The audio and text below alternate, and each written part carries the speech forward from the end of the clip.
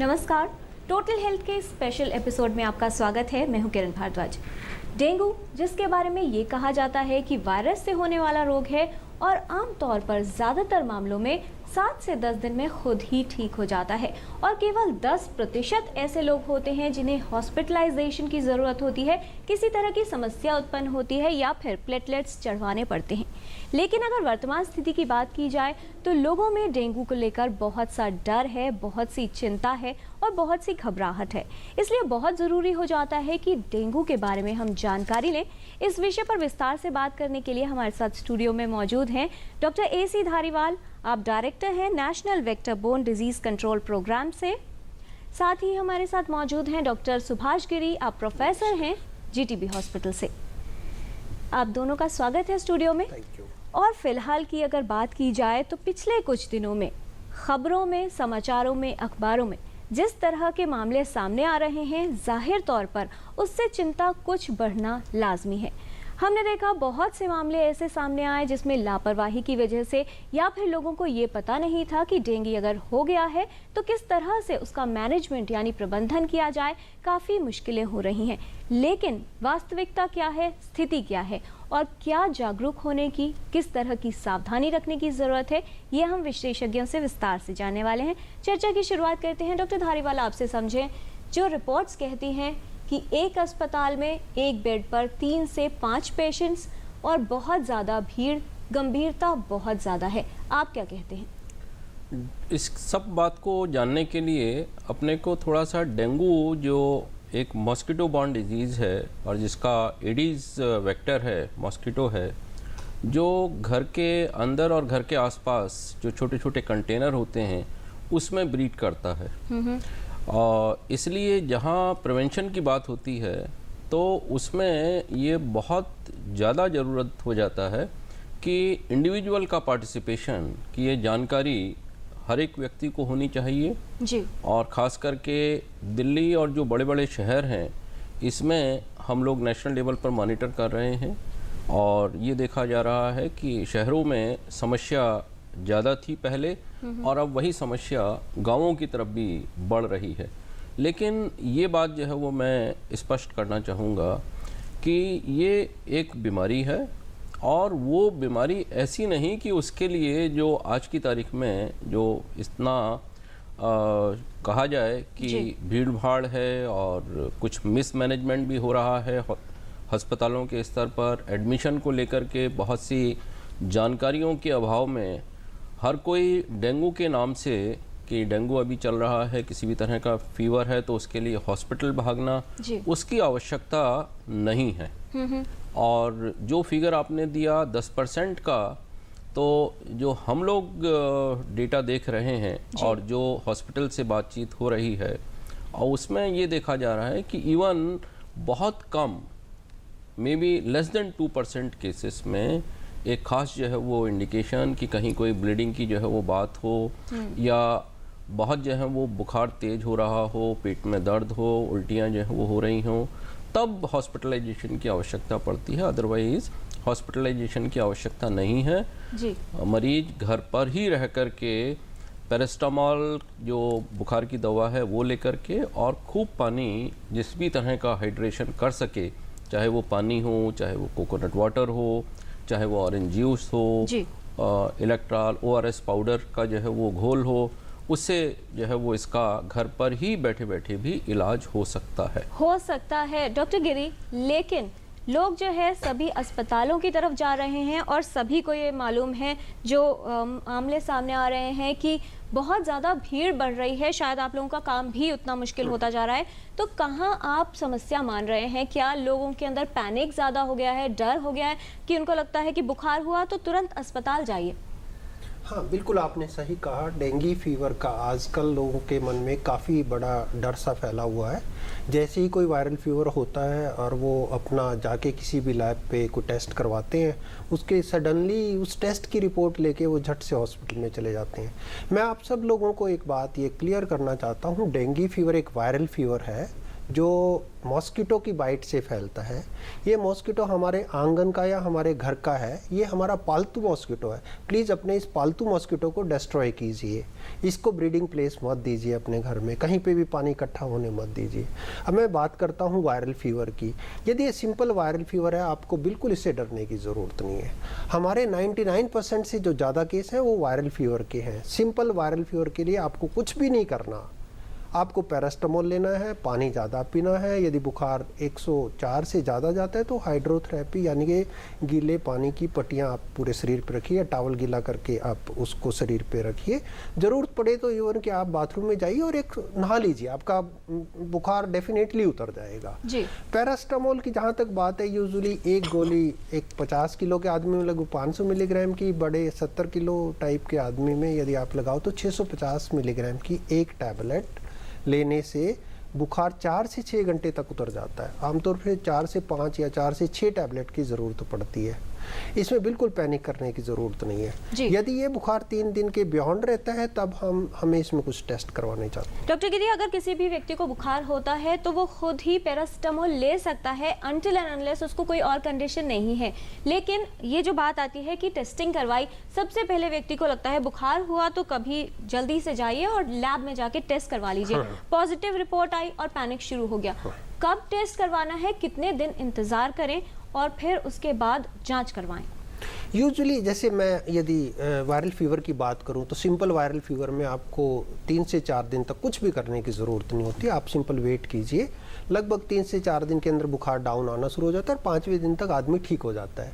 यदि हम सीवियर बुखार की बात करते हैं, यदि बुखार बहुत तेज़ हो रहा है या उस आदमी को या बच्चे को उल्टियाँ ज़्यादा हो रही हैं, वो खाना पीना नहीं कर पा रहा, या उसको बहुत तेज़ सर दर्द है, या उसको बेहोशी टाइप लगती है, दौरा पड़ने का डर लग रहा है या बेहोश हो जाता है, उसको लाल खून के शरीर में धब्बे आने शुरू हो जाएं या कहीं से खून निकलना शुरू हो जाए, जैसे नाक से नक्सीरी शुरू हो जाती है, या गर्ल्स में या लेडीज़ के अंदर मेंस्ट्रुअल फ्लो शुरू हो जाता है, या ज़्यादा मेंस्ट्रुअल फ्लो आ जाए फीमेल्स में, या उल्टी में खून आ जाए, टट्टी काले रंग की हो जाए, या शरीर पे बड़े खून के धब्बे पड़ जाए जी। या यही व्यक्ति यदि उसको ऐसे लगता है कि वो बहुत वीक लग रहा है उसको और उठते हुए उसको चक्कर आ रहे हैं, ऐसी सारी ये सिचुएशन है जबकि उसको डॉक्टर के पास जाना चाहिए। यूजुअली हम ये कहते हैं, बहुत तेज़ बुखार होने के बावजूद भी पहले दिन हमें कोई भी टेस्ट किसी तरह से कभी कोई रिजल्ट यूजुअली नहीं देता।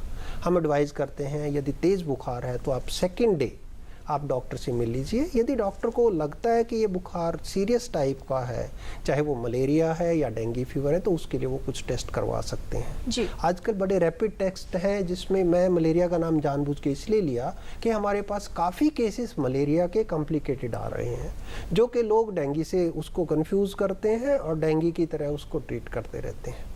तो मैं ये कहना चाहूँगा, काफ़ी केसेस मलेरिया के हैं या मिक्स इन्फेक्शन है जिसमें डेंगू भी है, मलेरिया भी है। पैनिक करने की ज़रूरत नहीं है। यदि आपका बुखार और जिन हाई ग्रेड बुखार जिसमें कहीं पे आपको खून निकलने का या चक्कर आने का इस तरह से की कोई संभावना लग रही है, तब आप हॉस्पिटल जाइए और अपने टेस्ट करवाइए जी। तो जांच की ज़रूरत कब है, ये हमारे विशेषज्ञ बता रहे हैं, और ख़ास तौर पर किस तरह से प्रबंधन किया जाना चाहिए जब किसी व्यक्ति को डेंगू बुखार हो, ये भी जानेंगे एक छोटे से कमर्शियल ब्रेक के बाद। आप देखते रहिए टोटल हेल्थ।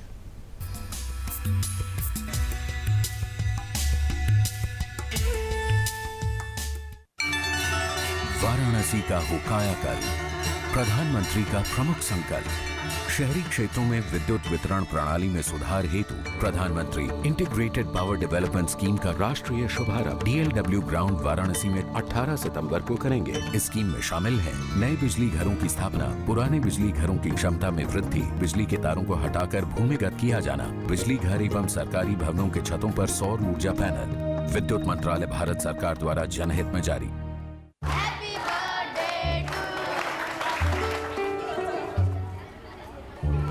सॉरी यार, मुझे ही लड्डू नहीं मिला।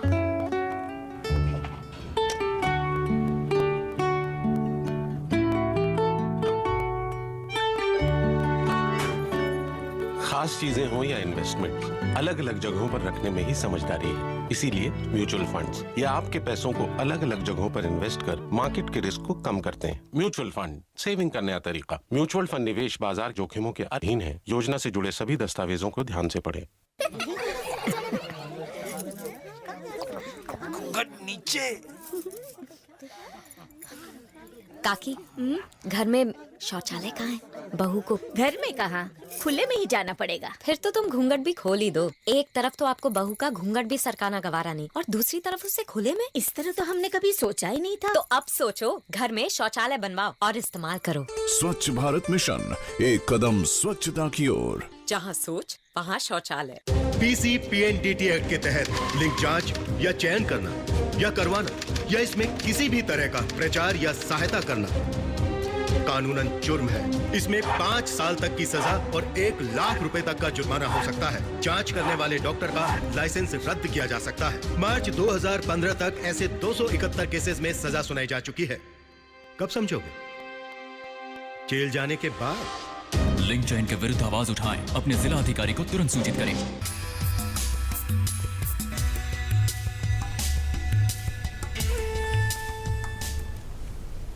ब्रेक के बाद आपका एक बार फिर स्वागत है। डेंगू के बारे में आज हम बात कर रहे हैं। डॉक्टर धारीवाल, डॉक्टर गिरी ने जैसे कहा कि सभी मामलों में जांच करवाने की ज़रूरत नहीं है, आप इंतज़ार कीजिए, अगर फीवर नहीं उतरता है तब आप जांच के लिए जाइए। लेकिन जब जांच की बात आती है फिर बहुत सारे कन्फ्यूजन्स हैं, बहुत सारे सवाल हैं कि कहाँ जाएं। प्राइवेट लैब्स के अंदर ये कहा जा रहा है कि बहुत ज़्यादा चार्ज कर रहे हैं, वहीं अगर अस्पतालों की बात की जाए तो भीड़ ज़्यादा है। बिल्कुल, ये प्रश्न हर एक के दिमाग में आता है कि बुखार, और ख़ास करके आजकल के दिनों में कि मुझे बुखार हो गया तो मन में स्वाभाविक तौर से ये क्वेश्चन रेज होता है कि क्या वो डेंगू तो नहीं है। तो उसके लिए स्वाभाविक तौर से ये जो है वो एक टेम्पटेशन होता है कि हम जांच करा लें। हम लोगों का ये मानना है कि जब बुखार और इस्टेब्लिश हो गया कि डेंगू का ट्रांसमिशन चल रहा है तो हर एक केस में कोई आवश्यकता नहीं है। ये आप मान करके चलिए कि इन दिनों में क्लिनिकल सिम्टोमेटोलॉजी में जैसा जो है वो बताया जा रहा है, हाई ग्रेड फीवर होना, सीवियर बॉडी एक होना, रेट्रो ऑर्बिटल पेन होना, आँख के आसपास पेन होना, या जो है वो वॉमिटिंग और किसी तरह के चकत्ते जो है वो आ जाना जी, ये यदि है तो वो डेंगू हो सकता है। उसमें कोई आवश्यकता नहीं है कि हम जाकर के अननेसेसरी ये कि जो है वो गवर्नमेंट हॉस्पिटल में वैसे सरकार ने अपनी तरफ से सुविधाएं उपलब्ध कराई हैं और देश में लगभग 500 स्थान ऐसे हैं जहां पर ये सुविधा मुफ्त उपलब्ध है। मुख्यतः 2 तरह के टेस्ट होते हैं जी। एक तो NS1 टेस्ट होता है, वो शुरू के 5 दिन में पॉजिटिव आता है और 5 दिन के बाद में IgM एंटीबॉडी जिसको टेस्ट बोलते हैं। ये दोनों किट इन 500 स्थानों पर सरकार की तरफ से, ये मैं बात कर रहा हूँ सरकारी अस्पतालों की, सरकारी संस्थान के द्वारा, और इसी तरह की सुविधा प्राइवेट सेक्टर में भी अवेलेबल है।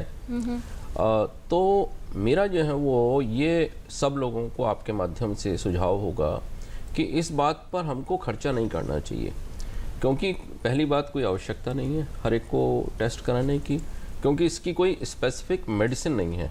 आज की तारीख में डेंगू की कोई स्पेसिफिक ड्रग नहीं है, तो पता भी लग गया तो उसमें कोई आपको स्पेसिफिक ड्रग, मैनेजमेंट वही रहता है कि फीवर का मैनेजमेंट करना है, फ्लूइड का मैनेजमेंट करना है और कुछ चीज़ें ध्यान रखनी है जी। और उसमें यदि कोई जो है वो जिसको वार्निंग सिग्नल कहा जाता है, जैसा डॉक्टर गिरी ने बताया कि कहीं से जो है वो ब्लीडिंग की जो है वो प्रवृत्ति हो, cold clammy skin, suddenly blood pressure का कम हो जाना जी। तब जो है वो हॉस्पिटलाइजेशन की और उसका एक इंडिकेशन मिल जाता है। ऐसी बात नहीं है, ये कहा जाता है कि किसी को तो पता नहीं लगेगा तो कब जो है वो उसको हो सकता है घर में रहते ही हो, लेकिन उसका इतना सिग्नल मिल जाता है कि ऐसी बात होने जा रही है और उस समय ध्यान करके हॉस्पिटल पहुँचें और फिर जो है वो मैनेजमेंट उसका जी प्रॉपर हो। ये तो उन लोगों की बात हुई डॉक्टर गिरी जिन्हें लक्षण आ रहे हैं, गंभीरता की ओर चले गए हैं, लेकिन मान लीजिए किसी व्यक्ति को डेंगू हुआ, उनमें कौन से ऐसे लोग आप बताना चाहेंगे जिन्हें खास तौर पर ख्याल रखने की जरूरत होगी, जिसमें इस तरह की समस्या हो सकती है? हाई रिस्क ग्रुप की अगर बात करें जिसमें कॉम्प्लिकेशंस उत्पन्न हो सकती हैं, कौन लोग होंगे वो? हाँ, देखिए हमने डेंगू को, जैसे डॉक्टर साहब ने भी, डॉक्टर धारीवाल ने भी बोला, डेंगू को हमने डिवाइड कर दिया। एक वायरल फीवर है, सिंपल डेंगू फीवर, उसमें बिल्कुल कुछ करने की ज़रूरत नहीं, आप वेट करिए, अपने आप ठीक हो जाएगा, पानी पीजिए, टेम्परेचर मैनेज करिए। दूसरी 2 कैटेगरी, डेंगू हेमरेजिक फीवर और डेंगू शॉक सिंड्रोम की बात है। उस ग्रुप में हमें थोड़ा सा वरी करना पड़ता है, लेकिन वो बहुत कम पेशेंट में होता है, उसकी परसेंटेज बहुत कम है।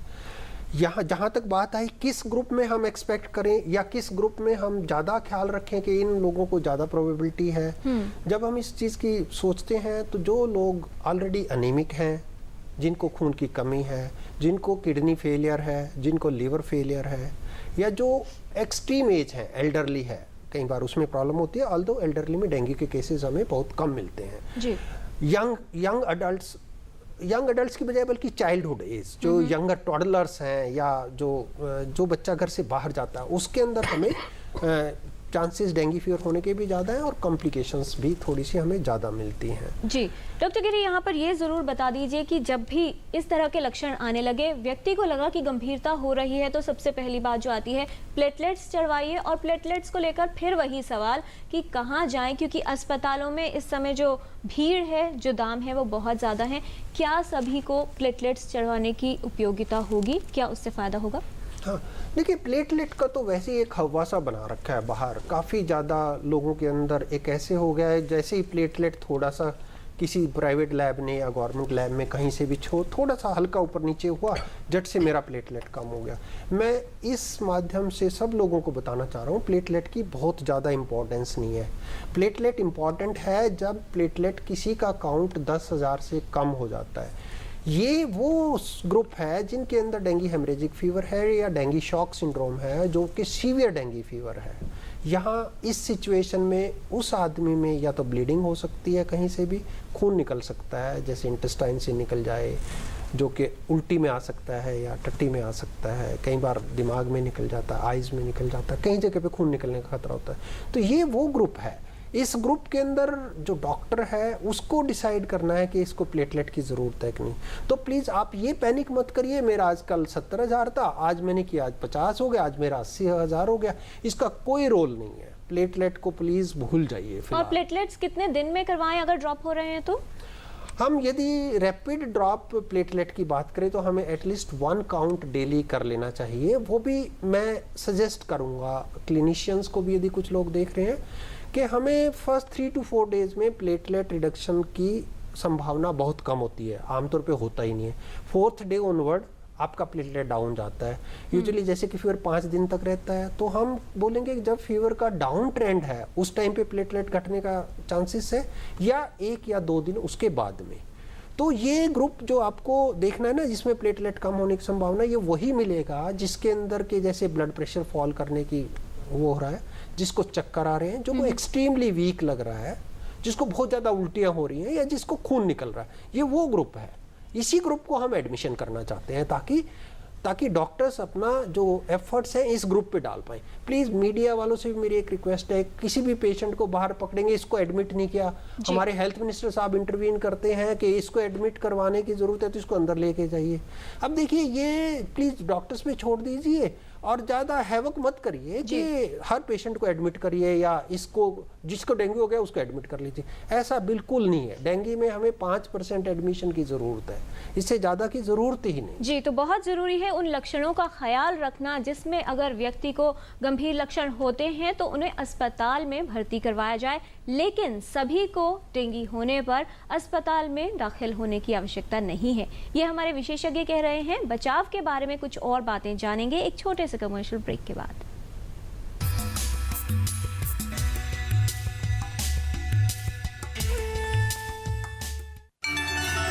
वाराणसी का हो कायाकल्प, प्रधानमंत्री का प्रमुख संकल्प।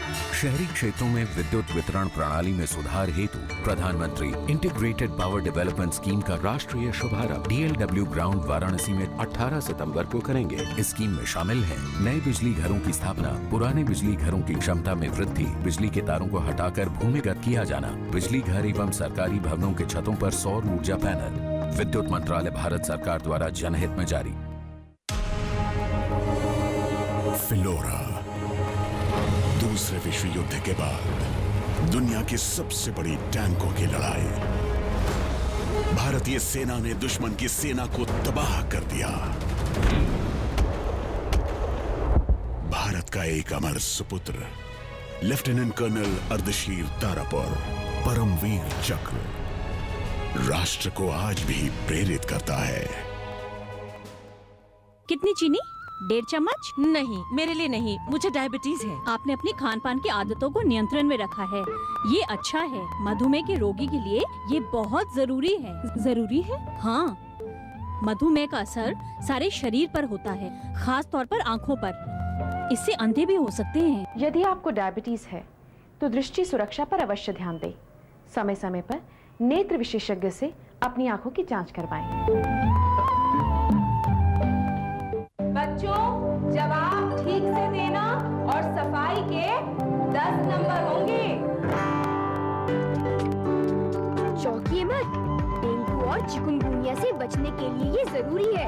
आसपास पानी जमा ना होने दें। ड्रम, कूलर, गमले को हर सप्ताह साफ करें। प्लास्टिक के कप व नारियल की खोल जैसी चीजों को इधर उधर न फेंकें, क्योंकि डेंगू और चिकुनगुनिया का मच्छर साफ पानी में पनपता है। मच्छरों के काटने से बचें। बुखार में पैरासिटामोल लें, एस्पिरिन हरगिज न लें। इस बार तो बच्चों ने हमें ही पास कर दिया। और सफाई के नंबर 100 में से 100। हाँ।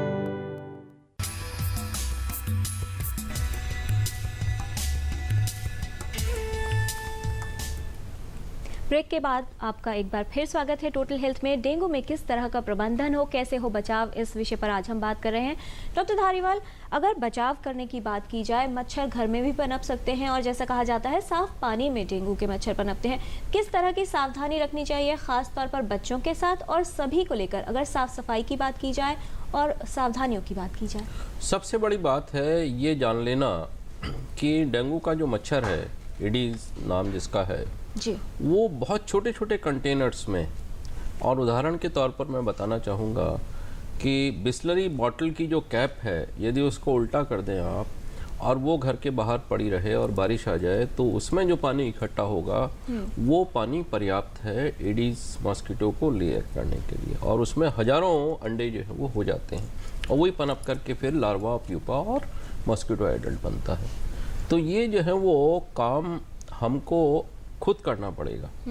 कोई ये समझे हम कि बाहर का आदमी आएगा, सरकार प्रयत्न करती है कि दिल्ली में खास करके डोमेस्टिक ब्रीडर चेकर्स आते हैं, आप लोगों के घरों में भी आते हैं, हमारे भी घर में आते हैं, नॉक करता है, पूछता है, कूलर में जो है वो खास करके उसका ध्यान होता है। लेकिन उसके अलावा ये भी जो है वो स्थान है कि घर में टायर पड़ा है, ट्यूब पड़ी है, कोई जो है वो प्लास्टिक का सामान पड़ा है, कुछ और चीज़ पड़ी है, उसमें पानी इकट्ठा हो गया, वो एक तरीका जो है वो है जो हमको अब बहुत ज़्यादा ज़रूरी है कि जैसे जैसे समाज में प्रगति हो रही है इसमें ध्यान रखने की ज़रूरत है कि सफाई अभियान जो प्रधानमंत्री जी का आह्वान है उसको बिल्कुल दिल से जो है वो करना आवश्यक है, और यदि ये एक हफ्ते के लिए अभी भी इस स्थिति में भी किया जाए तो इसका फ़ायदा होगा। दूसरा तरीका अपने आप को बचाना कि जो है वो फुल स्लीव्स की शर्ट पहनना, कपड़े जो है वो पूरे पहनना, और घरों में ऐसा जो है वो जाली वगैरह लगा करके जिससे कि जो है वो घर के अंदर आपने रोक लिया, लेकिन इसकी फ़्लाइट रेंज जो होती है एडीज़ की वो लगभग 100 to 200 मीटर होती है। तो ज़रूरी नहीं है कि आप अपना घर साफ़ रख रहे हैं तो पड़ोस के घर से भी मच्छर आ सकता है, तो उसको रोकथाम करने का, और रेपेलेंट क्रीम्स आती हैं और चीज़ें आती हैं, उनका उपयोग भी कर सकते हैं, सेफ हैं। लेकिन मेरा सुझाव ये होगा कि हमको जब हम कर सकते हैं तो हम क्यों ना करें, और ये हमारे स्वभाव में है, कम से कम भारतीयों के स्वभाव में है डेली नहाना, तो वही हम स्वभाव में लाएं कि साफ सफाई का। और बच्चों को लेकर डॉक्टर धारीवाल, क्योंकि अक्सर बच्चे सुबह शाम खेलने के लिए जाते हैं और ये कहा जाता है कि जो मच्छर है ये ज़्यादातर सुबह या शाम के समय ही काटता है, क्या सावधानी रखें?